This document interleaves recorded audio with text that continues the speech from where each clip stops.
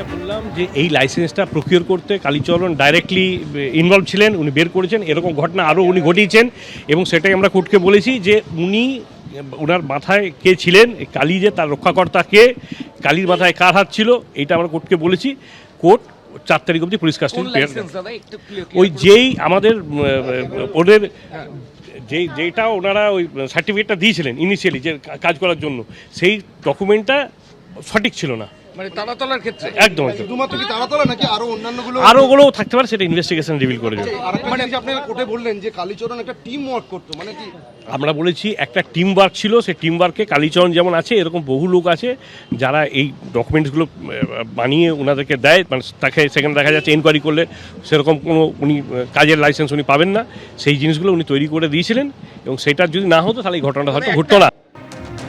এই কালীচরণ বন্দ্যোপাধ্যায়, যিনি প্রাক্তন মেয়র ফিরহাদ হাকিমের ওএসডি বা অফিসার অন স্পেশাল ডিউটি ছিলেন। সূত্রের খবর 2003 সালে রেভিনিউ সার্ভিসে যোগ দেন কালীচরণ বন্দ্যোপাধ্যায়।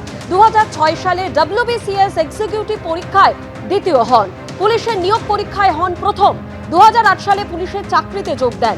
পরে 2009 সালে মিউনিসিপ্যাল সার্ভিস কমিশনের ডেপুটি ম্যানেজারের পরীক্ষায় প্রথম হন, যোগ দেন কলকাতা পুরসভার 9 নম্বর বোরোতে। সেই সময় ওই বোরোর চেয়ারম্যান ছিলেন ফিরহাদ হাকিম।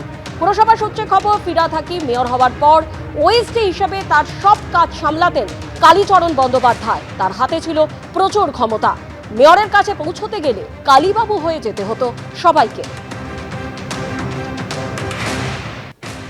আমাদের বক্তব্য হচ্ছে, যদি ওই শুধু কয়েকজন হাতের কাছে থাকা বা নিচু তলার লোক অ্যারেস্ট হয়ে গেল, তারা দোষ করলে 100 বার অ্যারেস্ট হোক, কিন্তু যদি ওপরের দিকে বিগ ফিশেস তারা বেঁচে যায়, এটার কোনো মানে হয় না। কালকে মুখ্যমন্ত্রী কাগজ তুলে বললেন এখানে প্রাক্তন মহানাগরিকের সই আছে, দেখুন কাউকে ছাড়া হবে না।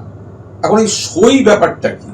যদি প্রাক্তন মহানাগরিক মানে ফিরহাদ হাকিমের সইটা অন্যায় হয়, তাহলে অবিলম্বে ফিরহাদ হাকিমকে অ্যারেস্ট করা উচিত।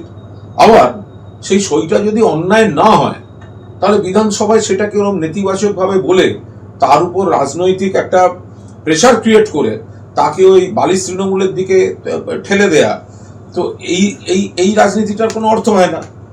যদি সই করার মধ্যে অপরাধ থাকে বা অপরাধটা পৃষ্ঠপোষকতা করার কোনো রকম প্রবণতা থাকে বলে আপনাদের কাছে প্রমাণ থাকে, আপনারা ফিরহাদ হাকিমকে অ্যারেস্ট করুন।